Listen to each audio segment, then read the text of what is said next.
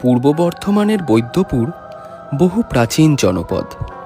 সেই কবে বেহুলার ভেলা এখানে এসেছিল লক্ষিন্দরকে নিয়ে। প্রচুর বৈদ্য বা চিকিৎসকের বাস ছিল, সেই থেকেই নাম বৈদ্যপুর। আধুনিক গ্লোবালাইজেশনকে হুড়মুড়িয়ে এখনও ঢুকতে দেয়নি এখানের পুরনো বাড়ির দেওয়ালগুলো। এখনও প্রাচীনকালের চিহ্নরা যাবো করেও চলে যেতে পারেনি এখান থেকে।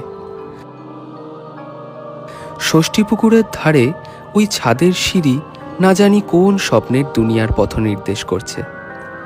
এখানে নন্দীবংশ মশলা ও নুনের ব্যবসায় সেই সময় প্রচুর অর্থ লাভ করে।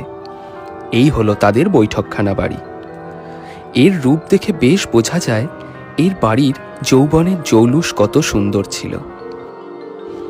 বর্তমানে সর্বত্র শুধুই পায়রাদের আনাগোনা, উল্টো দিকেই কাছারি বাড়ি।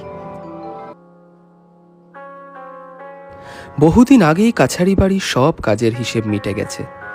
চরম কর্মব্যস্ততায় ভরে থাকা ঘরগুলি এখন ফাঁকা।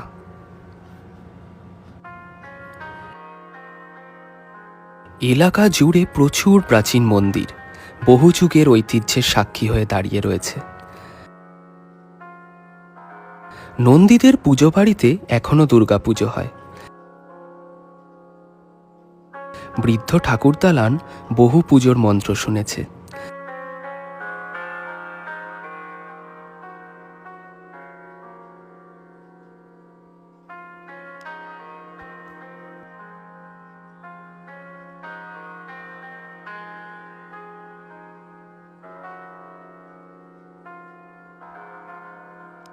গোটা জায়গাটি জুড়ে অনেক পুরনো স্থাপত্য,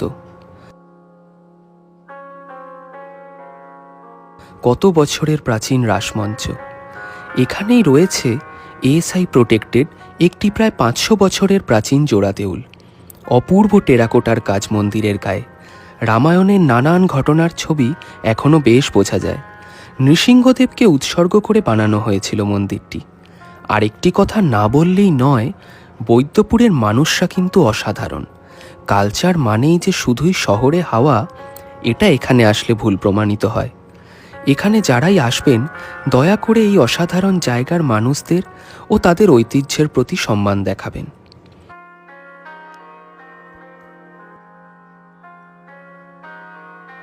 বড় রাস্তা পেরিয়ে আমবাগানের মাথায় উকি দেবে দেবাড়ির ঠাকুর দালানের ছাদ। এই দৃশ্য আপনাকে মুহূর্তে কয়েকশো বছর আগের বাংলার রূপ দেখাবে। পুজোর নিস্তব্ধ দুপুরে